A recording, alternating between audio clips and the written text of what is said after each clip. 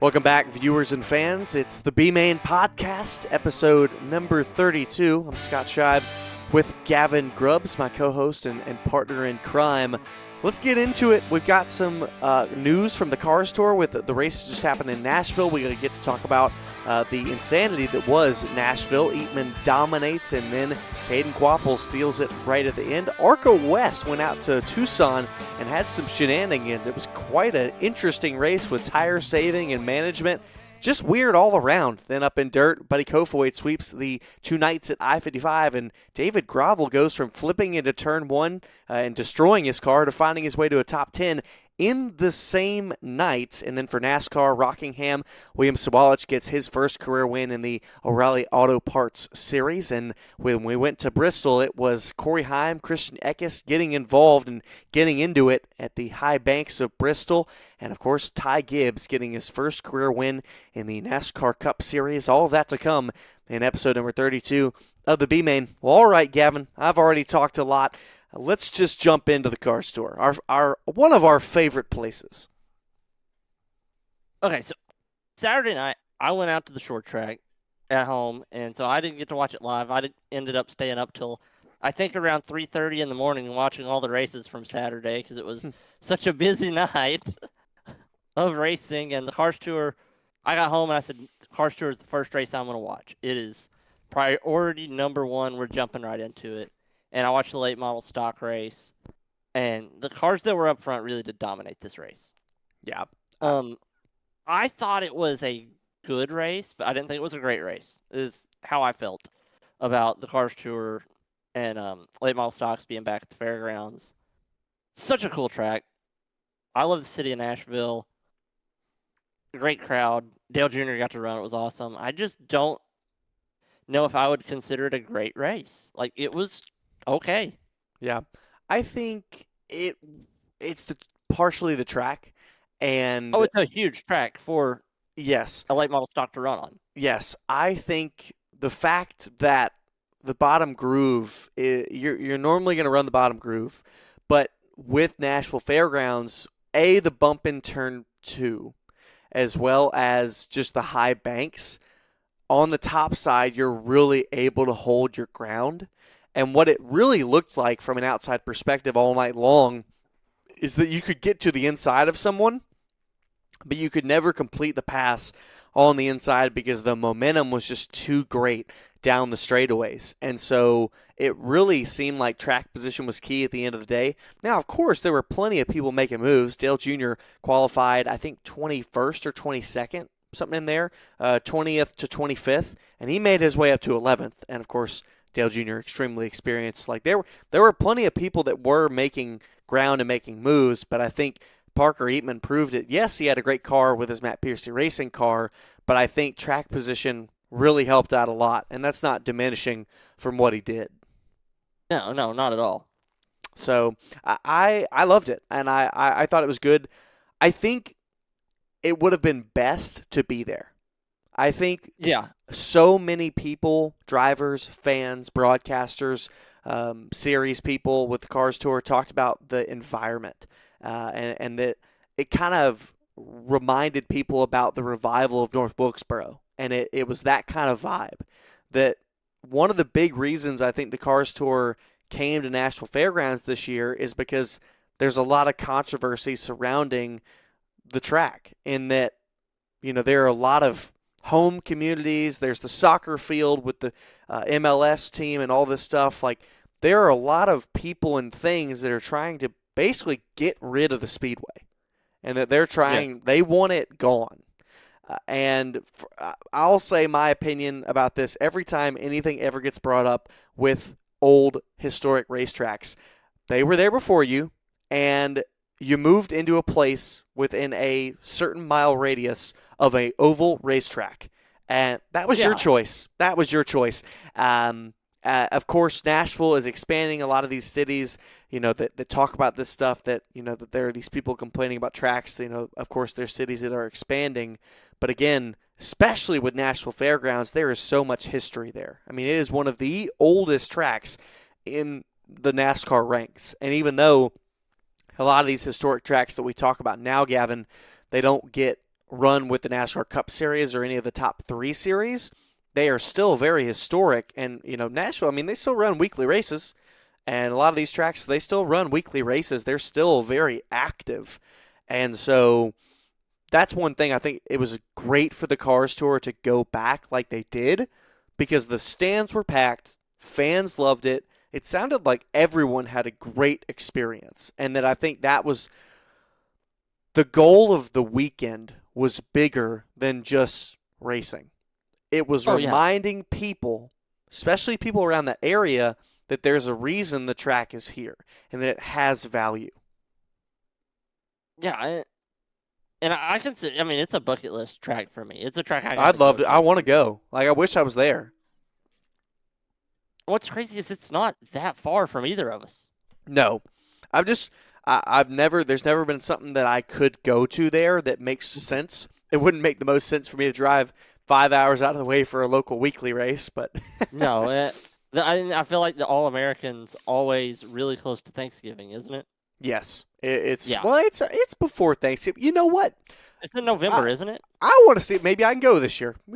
I haven't even thought about that. We should go. Let's look at it. Hey, well, that and then a month later the Derby. Wow, what a fun month that would be. Then there's another month after that.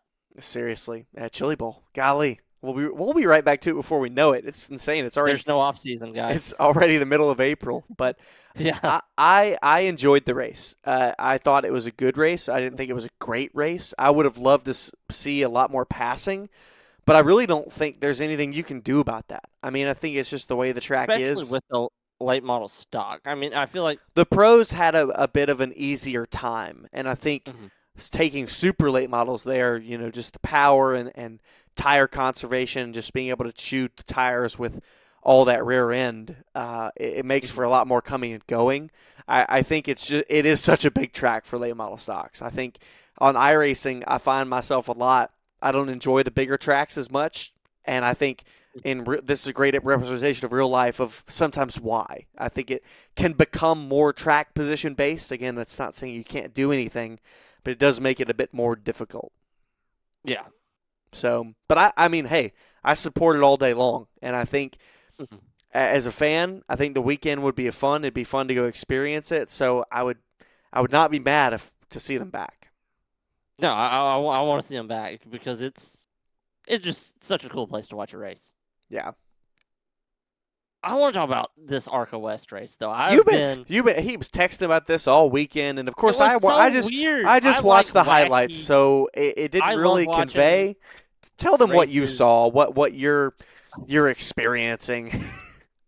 I love watching races where goofy things happen, where anything out of the ordinary, I'm all about it.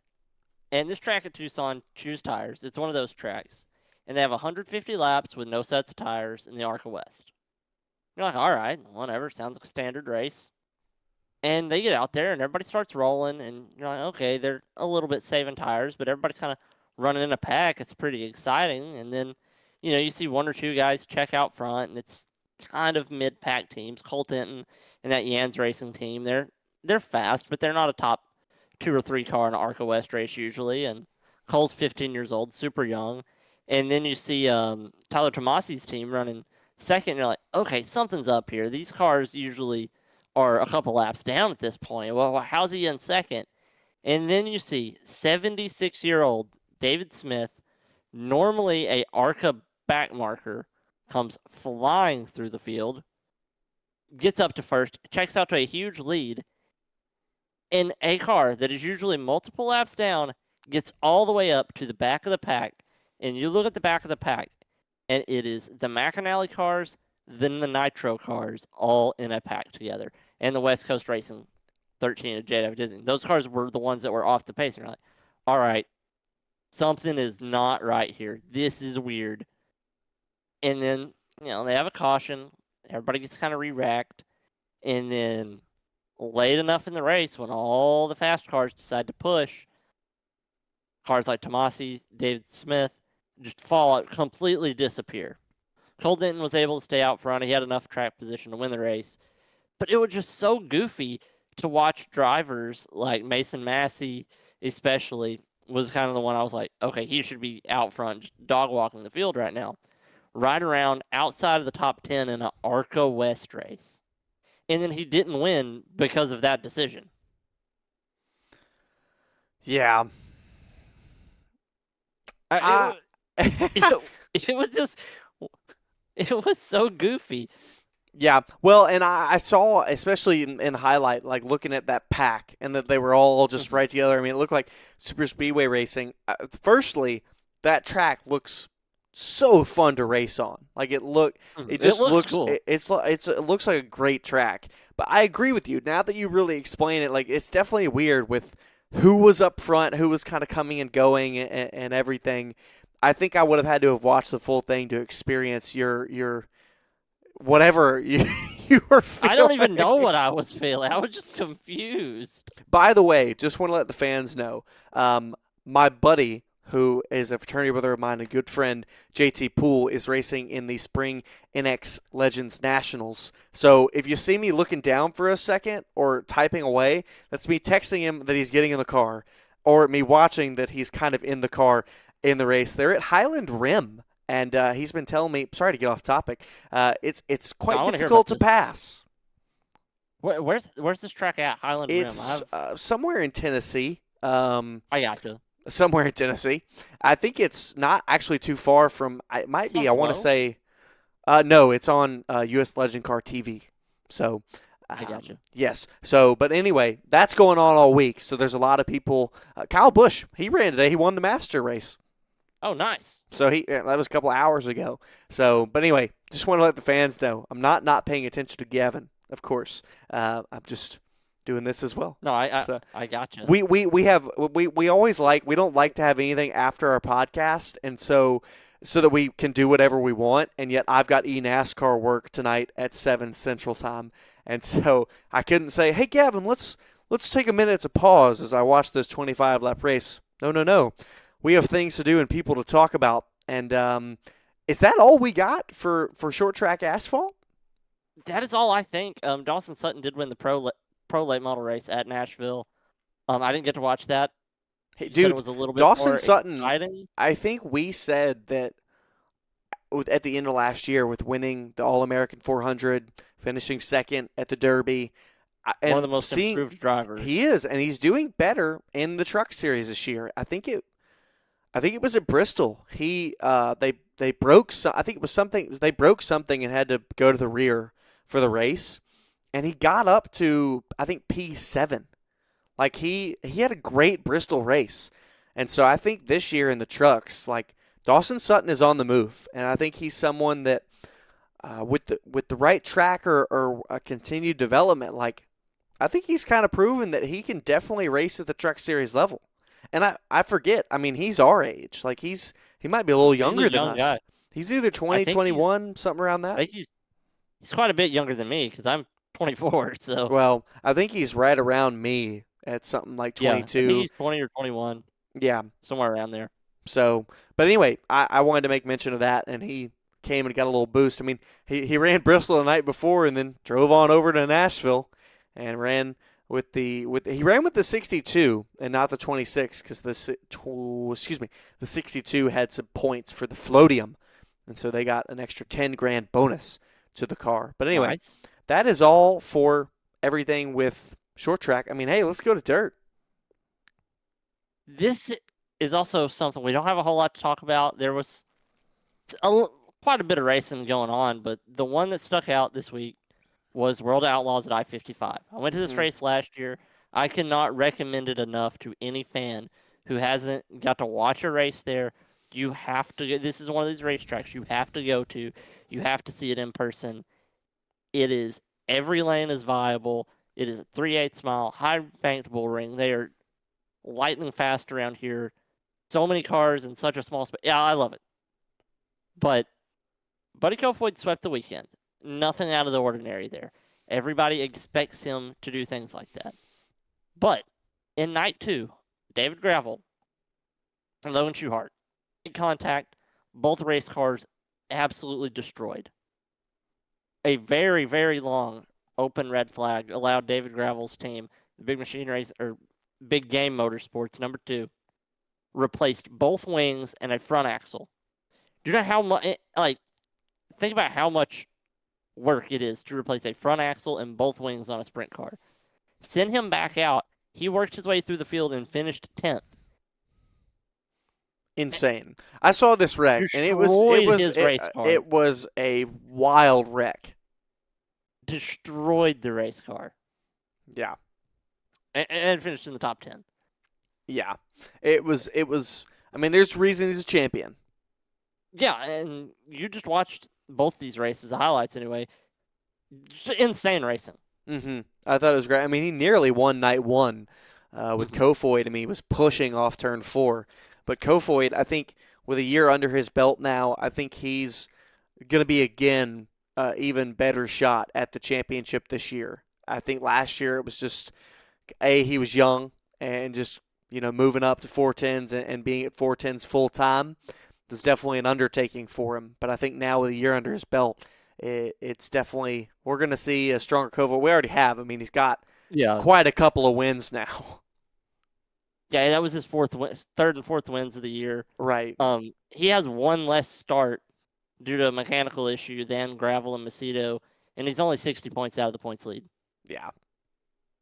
I mean, I'm looking at this right now. This is kind of a battle we talked about back at our first episode of the year, that this is kind of the points battle in all the short track racing to watch this year, I think. Mm-hmm. These three. I think hey, what about Donnie Schatz being fourth? He's done pretty good here.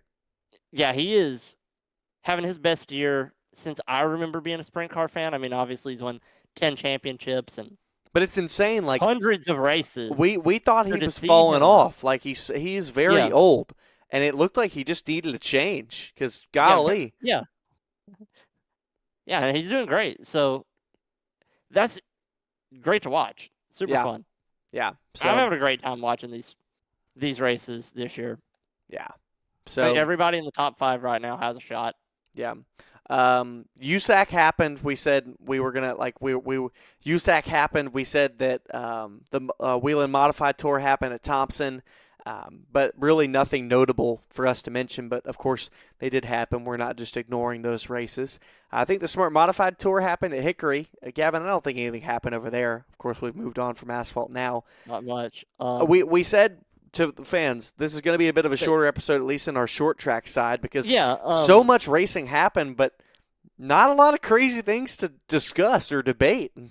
A lot of good racing, but not a lot of controversy. Exactly. Like you just said, which is very irregular.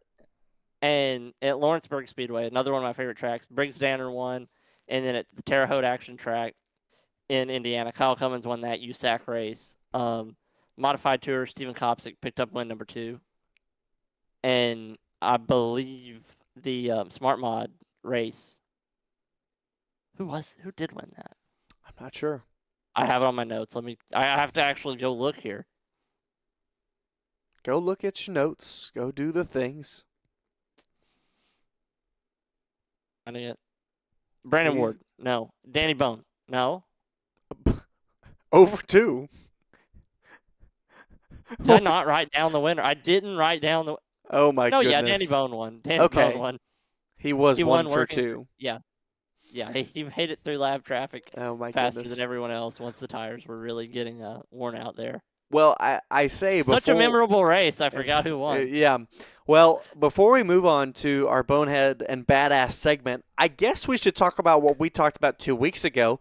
I made a mention to everyone that I've got an opportunity to probably test a limited late model, and who knows what that could lead to in the future because, of course, I want to be a commentator as my career in racing and in NASCAR, but of course everything started for me from wanting to drive. And so if this doesn't interfere with my commentary, I'm going to go try to do some racing.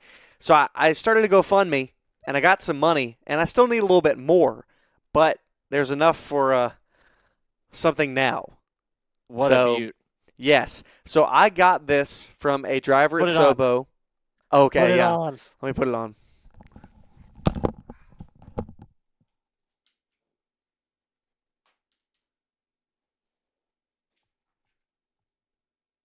All right, he doesn't have his mic on now, but he should do the rest of the show like this. That way we can't hear him.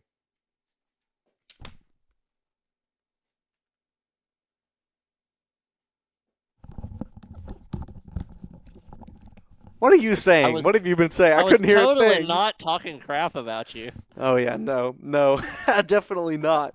So anyway. You'll find out when you go back and watch this. You'll find out what I said. We definitely need to post this one to socials. But anyway, I got this from a driver from SoBo who was moving on to a new helmet. And, of course, it's not exactly my favorite colors, but I might get it painted. We'll see. But, of course, I'm going to do that for free with a friend who does some paint and body work. So anyway, but I'm very excited about it. And he's going to go to Lowe's and get a can of black spray paint. No, I'm not. In the backyard and spray it down. That is not happening. No. So anyway, but I'm really excited. I'm talking with the team owner right now of the car we're talking about, and we're trying to set up some times. But again, I need a little bit more of some stuff. I still need my Hans. I still need my in-ears, but things are moving along, and so this is looking like it could more and more be a real deal. So anyway, thank you so far for anyone's support with our podcast and with this. But anyway, just wanted to update the fans of our podcast about us. Yeah. So, yeah, Gavin, go ahead. Well, we were talking about short tracks, and I forgot that I had a story to tell you. I was beginning to tell you right before we started recording. This is the end of the dirt segment. Hold up, this is the end of the dirt segment. So I went to our local short track here in Harrisburg, Arkansas, old number 1 Speedway.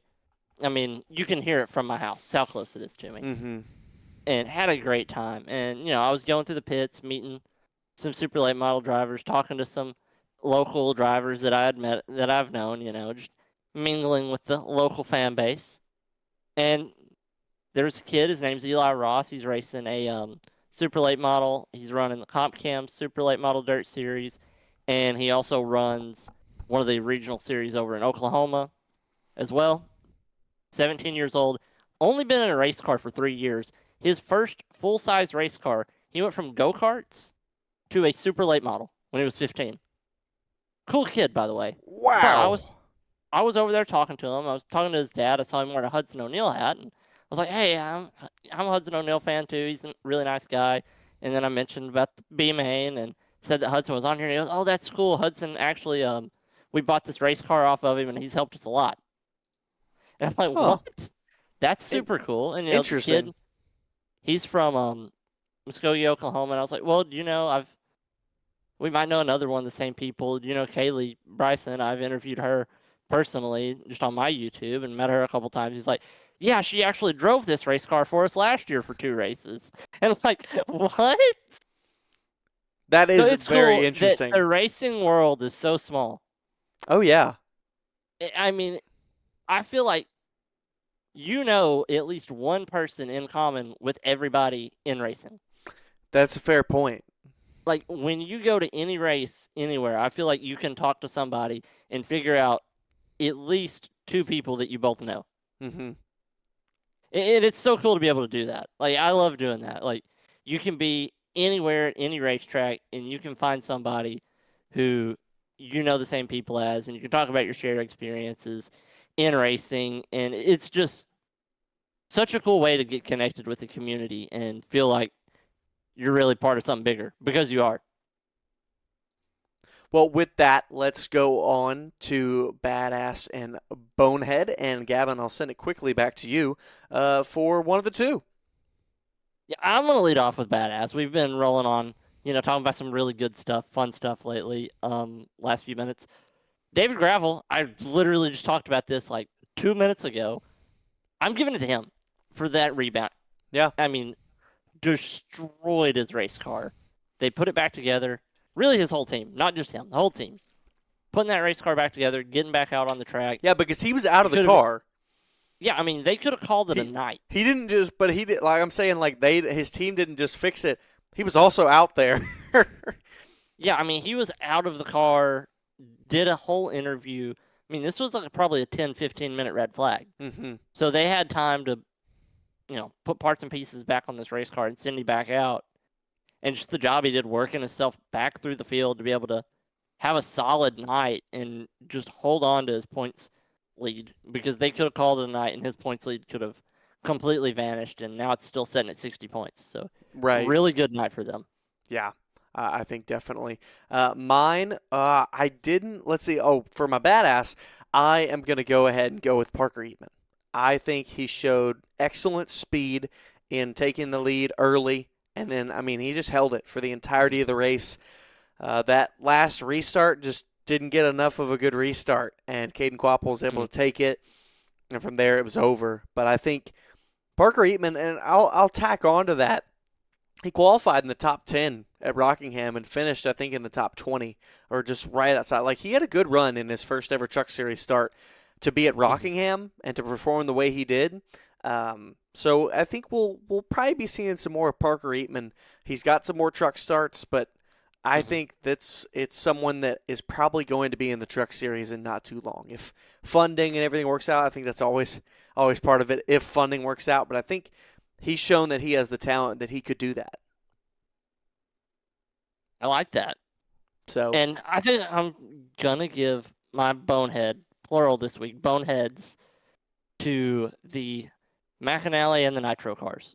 All of them as a collective, because when you have that much of an equipment advantage in the Arca West series and you do not win because of strategy, not because of pace or talent or missing the setup on the race car, but because of purely race strategy and laying back too far, it's on you. Because you can save tires more than the leader. Because obviously Cole Denton was not pushing, but he was out front, using his tires more than you were. So you should have been able to maintain at least more track position than the slower cars and keep that gap to Denton as small as possible. That way you can beat him on a late race restart. But instead, you buried yourself a half a track behind the leader and put yourself out of the win. Yeah. Well, and I'm gonna segue right into my own bonehead. I'm watching it unfold right in front of my eyes. Honestly, I didn't have one because I think there was so much good and clean racing. There's probably one I could have found, but it's happening right in front of me. It's the Young Lions Legends at Highland Rim, and one of the leaders just turned the other in front of the whole field, and the entirety of the field just piled in. So I'm going to take a whole field on this one with you as well. Give us a little 30-second rewind and hold this up in front of the camera here. But I can't. We can get copyrighted. We can get copyrighted. Oh, yeah, we can. Okay, so we can't do that. We will not do that. And but anyway, it happened right in front of me, and I'm looking at a parking lot right now in the Young Lions field. So hey, they're learning. And that's where the kids learn. So maybe if we call them out, they'll figure something out. So, but anyway, that's all good and fun. I guess since I kind of mentioned, you kids at home, don't, to quote Ryan Priest, you kids at home, don't do that. Right. Well, talking about Rockingham with Parker Eatmon, I guess we should talk about Rockingham itself. I think the biggest thing for me that came out of Rockingham was the last lap. Especially in the truck race, yeah. That's what I'm talking about. Okay. Here's the thing. I'm a little biased because I like Tanner Gray a lot. He's a good dude. I don't not like him. I like him. For a long time. And a lot of people are very mad at him. I think that the position he was in was a little bit of bad luck. Because, yeah, he was off the pace of his two teammates, and they caught him on the last lap, which was unfortunate. But he was running the middle to high line most of the race. Like, that is where he had been. And he didn't change his line at all. And on the backstretch, it's not like he can just turn left all the way down the track and slam on the brakes just to let the leaders by. Like, he could have done that. But, they were catching him pretty close. If he would have brake checked one of the leaders, that's what we would have been talking about. So I think the position he was in, I'm not going to say he did the right thing, but I don't think it was this egregious helping one teammate out over the other. I think it was being in the wrong place at the wrong time. Personally. Yeah. I think on the last lap, there's really nothing he could have done. I think with how close they were to him coming to the final lap and on the final lap catching him on the back straightaway and just Honeycutt being in a bad position, I think there's nothing he could have done. I think, like you said, turning to the left, back straightaway would have been bad. Low percentage of success in that move.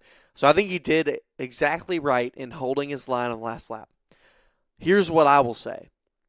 I think this should have been, again, it's a hard situation. It's happening so fast, and there aren't quote unquote rules or scenarios and that you might think about this scenario. But I think if you're Tanner Gray's crew chief or spotter or like something, and again, the crew chief and spotter, they're working for the 15 team. So we're going to do the betterment of the 15 team. But there's someone that needs to tell, and it may not be either of those two people, maybe someone from Tricon that could see this situation developing and that we might have a battle down to the line with the lead between our two cars and that they're approaching our teammate and that they should tell him as they're approaching, before the last lap, obviously, to find a way out of the way.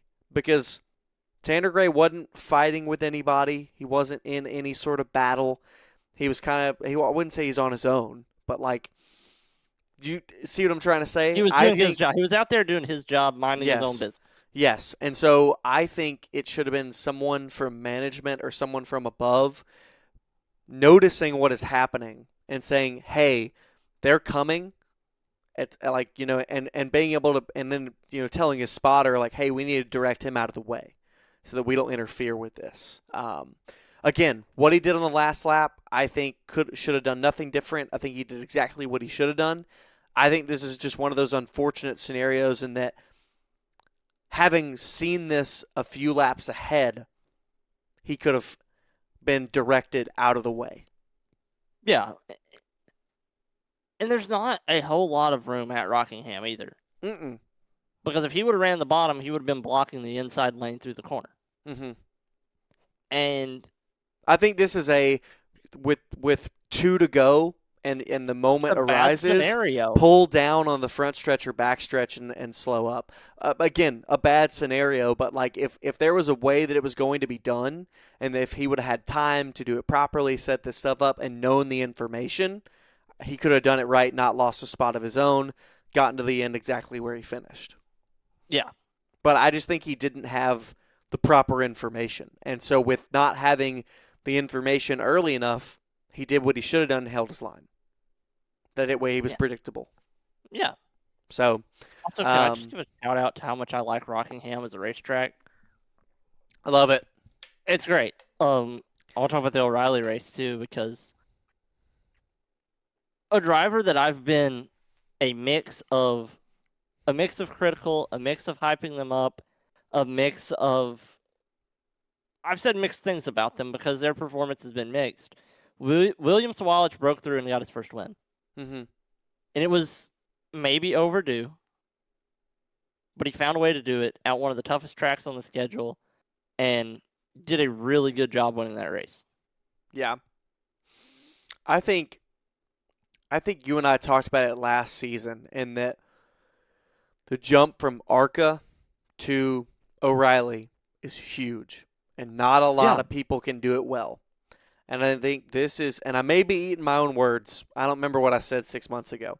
So could very well be eating my own words. But this is a situation that's played out in front of us of that it seemed like Sawalich just needed time. Yeah.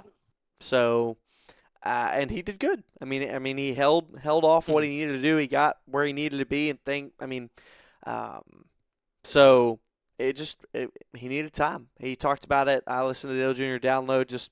They were talking about last season, just getting used to everything, getting adjusted. He said, I was making all these little mistakes, couldn't get the little things together. And now that he feel like he's gotten them together more consistently and a lot better, well, that's why he's been running more towards the front. Yeah, he's been doing really good. So this year picked up a lot. Check the standings real quick. I was just gonna go look at it too. Yeah. I thought it was a good race. He's 10th. Solid position. Yep. He's ahead of his teammate too, Taylor Gray. So that's Gray has had a slow start to the season. How about Brent Bruce running 5 races being 18th? I know. Well, I also, to the point of Taylor Gray, I don't expect him to stay below. I I think he's going to He'll find his jump form on it. again. He's a great driver. Yeah, crazy with Brent Cruz having 4 less races, and he's made his way into the top 18. I think if Brent Cruz keeps performing the way he does, which I don't see anything stopping him, I think he absolutely has a very realistic shot of making the chase. I mean, he's only 70 points out of it right now. Yeah, like I think we'll see Brent Cruz in the top 10 for sure. He's ridiculous. I know. Um, We won't yeah. jump ahead of ourselves, but what about Cletus in the O'Reilly race? yeah, I mean, I'm glad you mentioned it. I think yes, he didn't cause problems for anybody else, but he did spin out 3 times. He's learning. Mhm. I still think he shouldn't be racing in O'Reilly at all. I don't either. I don't even I don't think he should be making certain starts in the truck series. Like, he's fully approved for trucks, like, no matter where they go. Yeah. I don't even think he should be that. Like many people have said before, this is nothing against him. I think he's great for the sport. He's bringing us talking points, so more people are talking about NASCAR. And I think it's great. And I like him. I like his personality. It all is great. I just think, like many people have said before, and they've been saying for the past 6 weeks, I just think he has to go through the proper channels. Yeah. And I think it showed in this Rockingham race. And that there's a lot of fundamentals and basics that were not there when it came to running that race. And again, he ran the Arca race and finished 4th. Like, I think he did a good job. I think he could, like, I haven't watched him enough. I haven't seen him in different levels, but he clearly has enough to perform in Arca. And I don't know what that's saying, but I want to keep watching him actually race at these lower levels against competition, I think, where he could be competing with, and see what kind of racecraft he has. Because he can have money, but especially if he wants to make a Daytona 500 start, it's going to take the talent too. It's going to take that.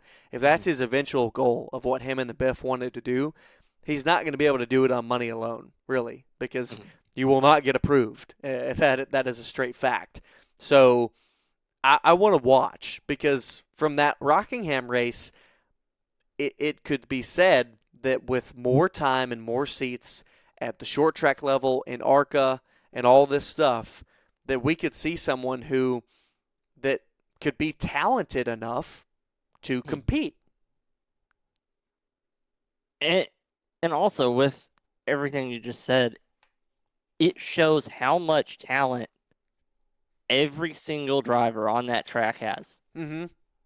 Because when you realize the drivers that he was racing around are all in the equipment that they're in relative to an RCR car, and the racecraft that they've put in to get to that point in their career, even drivers that, we wouldn't even mention because of the position they're out on the track, guys like Dawson Cram, Joey Gase, drivers like that, they're very talented race car drivers. And the drivers that have had better performances in similar equipment to him that, we sometimes clown on, somebody like Chris Wright is a very talented race car driver. Yep.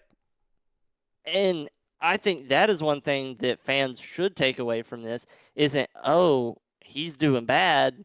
It's, this really is one of the highest levels of motorsports. Yes. Even though it is the second level of NASCAR, this is still an extremely talented field of drivers. Everyone here is good.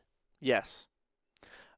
Yes. And by the way, speaking of Chris Wright, I think he's more found a better home with the Truck Series. He's been doing that wasn't pretty, that wasn't a shot at him. No, I know. That wasn't a shot at him. I just that was wanted an example. I wanted to give him because he was the example I would use as well. And I just wanted to give him a little props.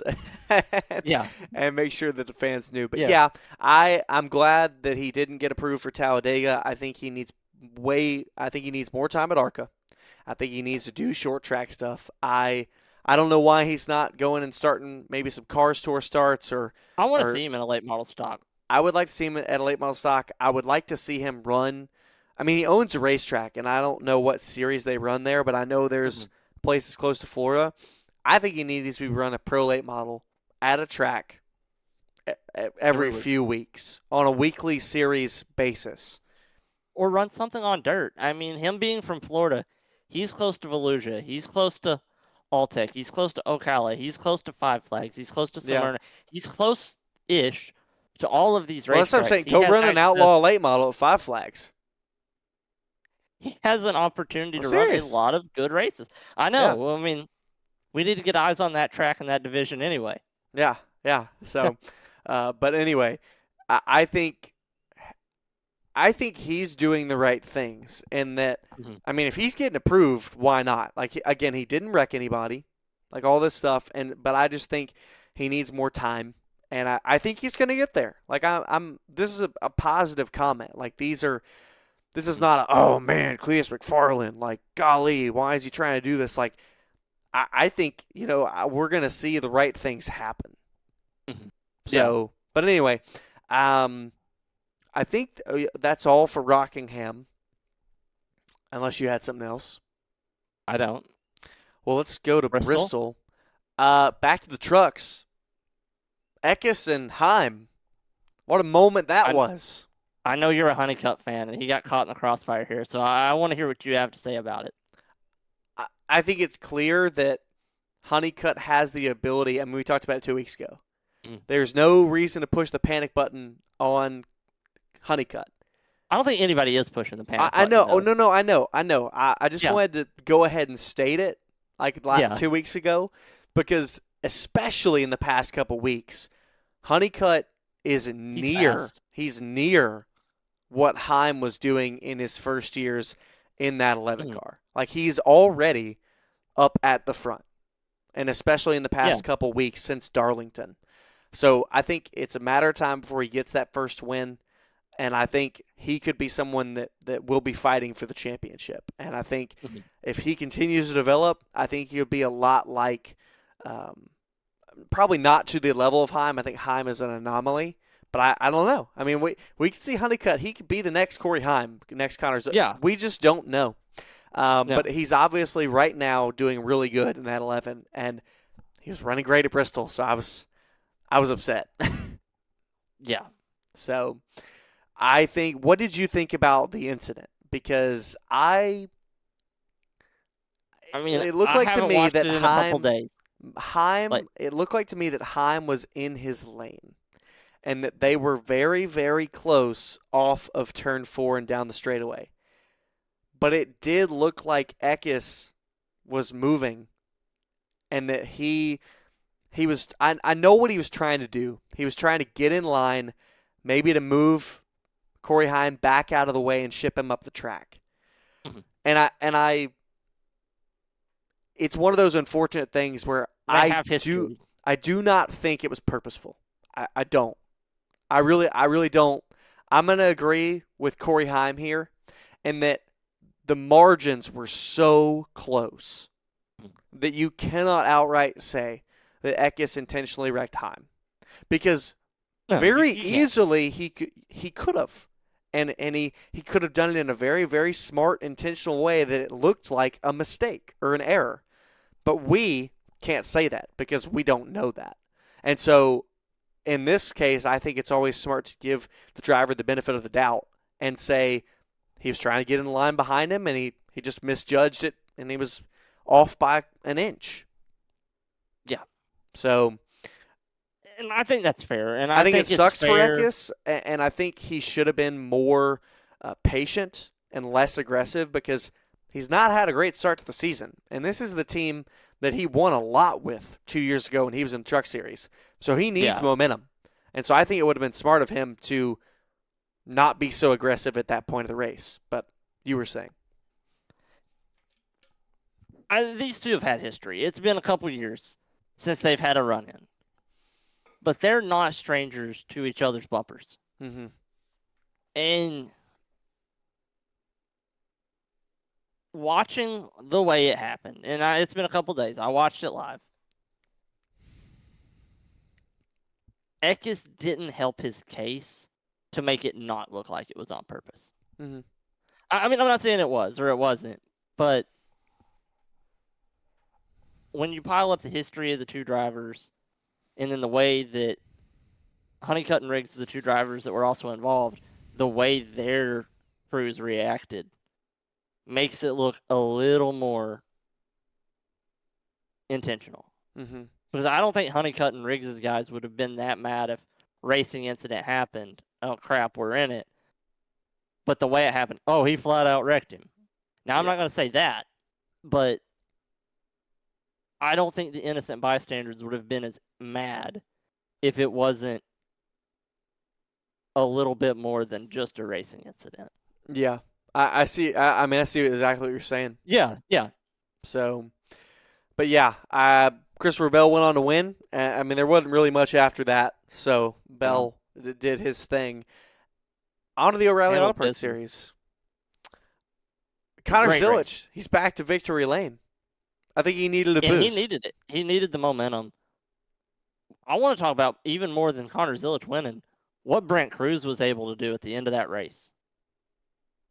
Nobody should be saying, oh, you know, if he just hadn't have gotten into the wall or he just hadn't have slid or all this stuff, he could have won.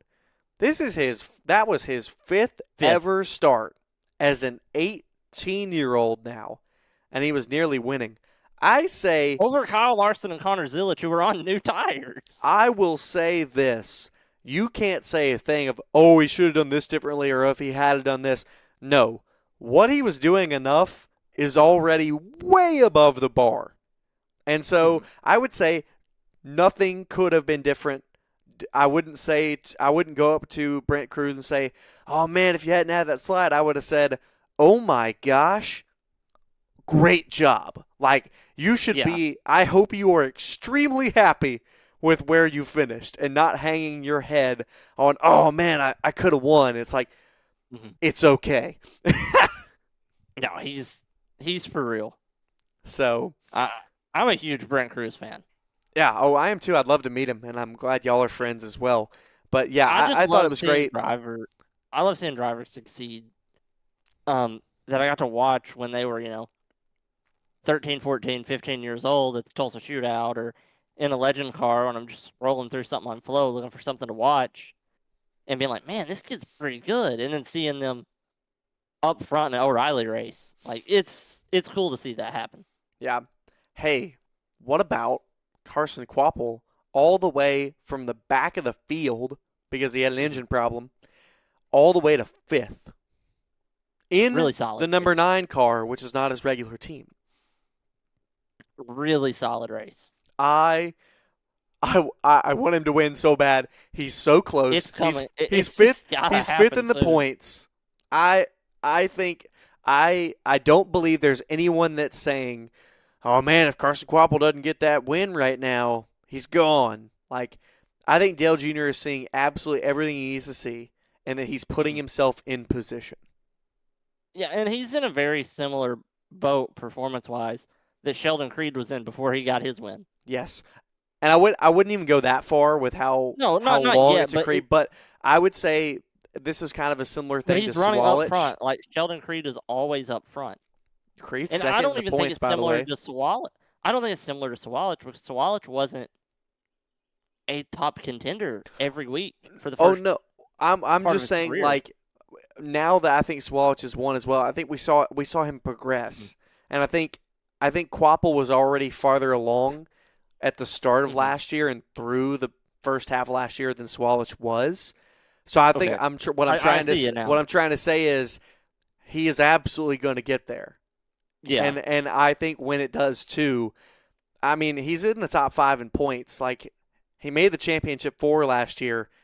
He is going to be a threat for the championship this year.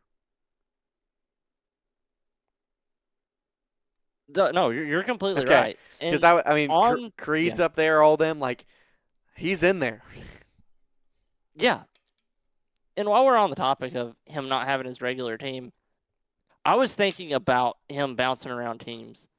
And I don't know if this is true or not, but I think I might have figured out why exactly he's the driver, and Raja as well, that are getting moved around from team to team when the Cup guys are getting into those seats. Okay. Because I think being a Cup driver, or being a Cup driver, getting into that seat, when you're the one bringing the money as part of that contract, I would assume they're going to want Rodney Childers as part of that contract. Mm-hmm. And I just think that's maybe what it is. I would Probably. assume that they're paying JRM for not only a JRM car, but to have Rodney Childers on the pit box, and in the 88 have Marty Lindley on the pit box. Yeah. I would not be surprised, and I'm not saying that is what happened, or like I haven't. No, and that's not a negative thing either. It just but seems Rodney like Childers and Marty Lindley are great. Yeah, and that just seems like okay, that would make sense because it's like, oh, why are you taking him out of this car and putting Ross Chastain in it? Well, you could because say Ross Chastain is bringing. And Trackhouse are bringing the money to have Rodney Childers on the pit box. Right. Well, and you could say, I think this weekend was a great example, or weekends where Connor Zilich is coming to race of, well, you're just putting, he's not, Carson Kvapil isn't going and running the DGM car. Like, he's not going to run another team. He's running another JRM car. So you could easily say, well, why isn't he just running the one? He's still in a JRM car. He's sponsored, all this stuff. I think what you said is a perfect point. And none of that is a negative point or anything of that. Like, it's just kind of the way it is. Like, he's still making mostly all of his starts with JRM, and as well proving that I think he's obviously going to do better with Rodney Childers because Rodney Childers is Rodney Childers. But still, he got into another team with a different crew chief and team on the pit side, and still finished top 5 from the rear. So, I think you make a great point as to probably why that is happening. So, I also, quickly before we move on as well from this, Parker Retzlaff.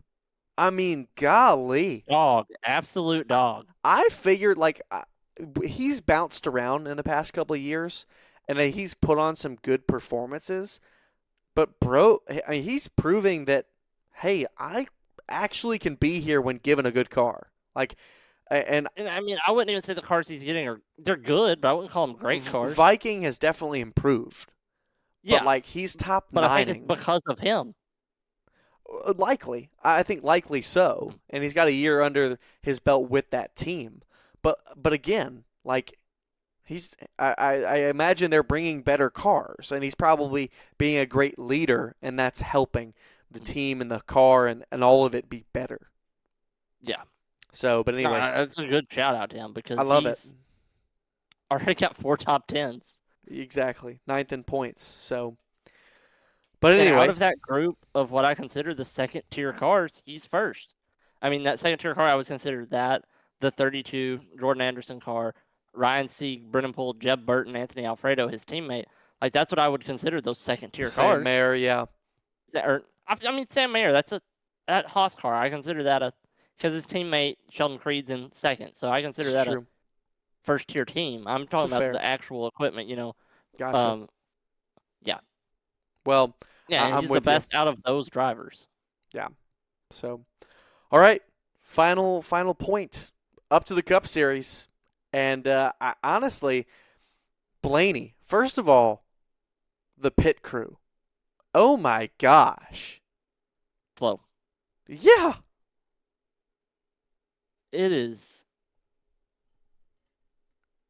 It's tough to see it because I've been around Penske for a long time. Mm-hmm. So it's hard for me to talk about gracefully. But there's no way around it other than their pit stops have been some of the slowest on pit road. He's 35th in overall rank, second to last. Yes. And that's, I mean, I'm pretty much, that's all you have to say is look at the stat sheet. Mm-hmm. Because, yes, he was good enough that every time it happened, he was able to come back to the front. You could argue, though, that without those challenges, yes. But even though, yes, he was up there at the front at the end fighting with Gibbs, but if you keep him at the front for this other time, it changes the game. Even when those cautions come out, all of it. It would have changed, and he probably would have been in front of Gibbs and been able to have control. Which Gibbs did stay out at the end. That was a pure strategy call to get him the lead. Yes. On old tires. But he wouldn't have had to pass Kyle Larson. Yes. and he would have been able to get to Gibbs quicker. So, I mean, it's easy to say that it did cost him the win. Mm-hmm. I mean, I'm not. Yeah. Yeah. But how about Ty Gibbs breaking through though? Seriously. I'm of this opinion. We mention it. Obviously, Ty Gibbs is the grandson of Joe Gibbs. He performed so good at the O'Reilly level, and I think he proved that I'm gonna be here. And of course, he was young at that age, but he, with the help of that, he does have a great talent, and he proved it in the O'Reilly series.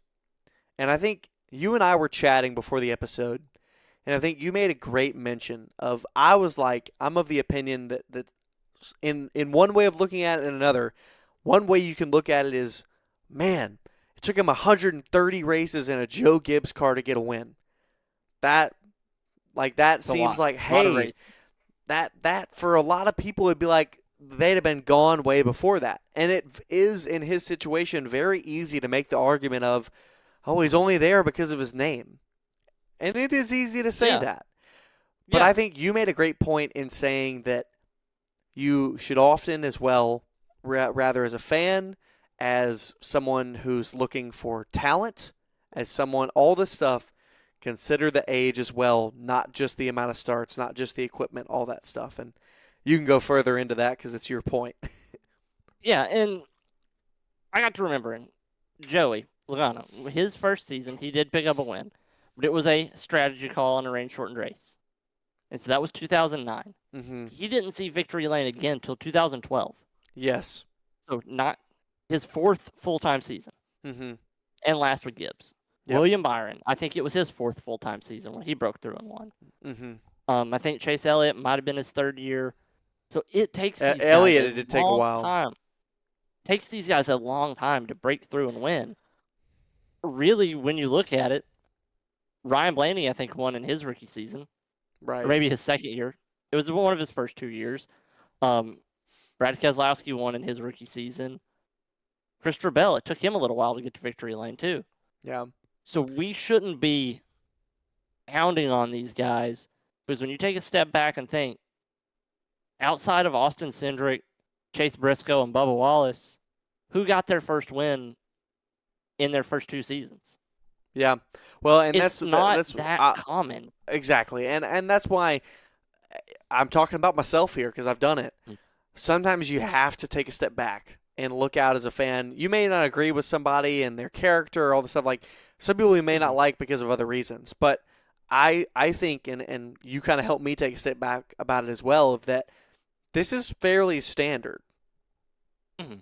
So, and he's been it's at the for front. Championship caliber drivers. Yeah, and it, I think as well, like we saw towards the end of last season, he started to do exactly this. And this season, he's been at the front and around up at the front.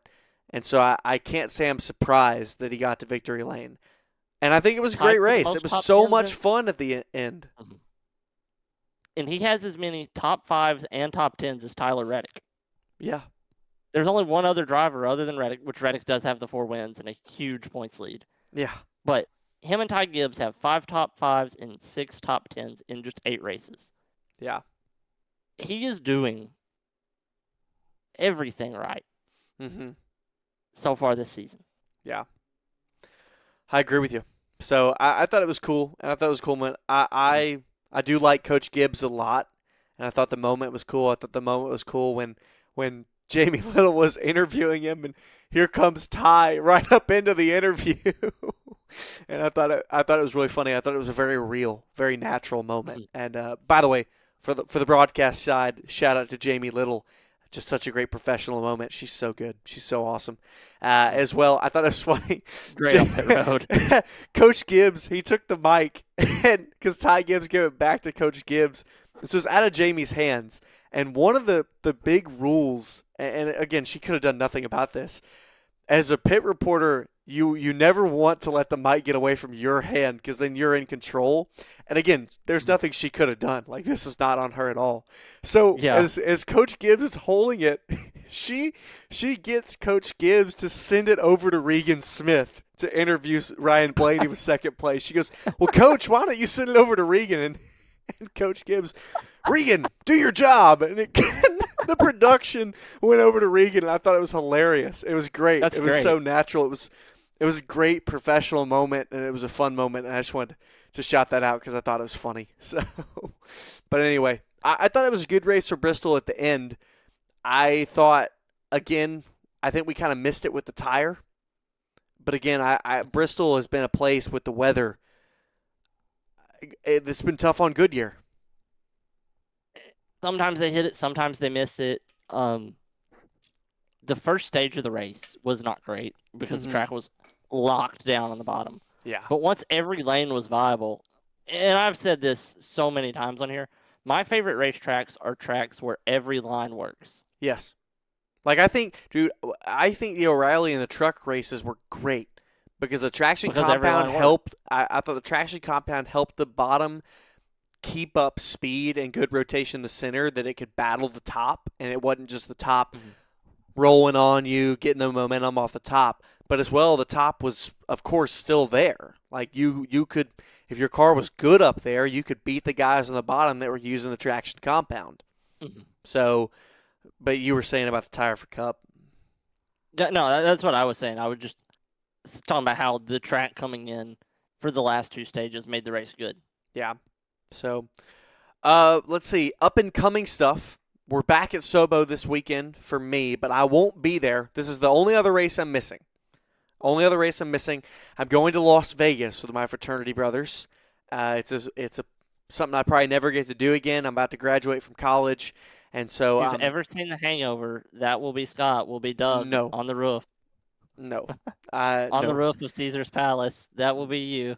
No, I will barely be drinking, if not any. So I want to be alert and wide awake and know everything that's going on around me in a place I'm very unfamiliar with. But anyway, it's going to be a great weekend at SoBo. Chase Folsom is filling in for me on the broadcast, and he's going to do a great job. It's going to be a lot. Our team at SoBo, we get a lot of the details. That's why we proclaim is not the right word. Hope that we are the best, and we try to be the best every week, and we want to be the best because we are looking at those details. Of course, that's all led by my excellent boss, Brandon Brown. We couldn't be as amazing as we are without him and our excellent team. So I want to put the praise to them and everything that they do and everything Brandon does with leading us in the best direction. But I'll be back in 2.5 weeks from now and every other race for the season on. So we'll be talking to you about SoBo. But I hate that I'm missing another one, Gavin. But again, I'll never get to be back in college. And a month from this Thursday, I'll be walking the stage, that cap and gown. Congratulations on that. That's going to be awesome. Yeah, thank you. It is a feeling of relief that is unlike anything else.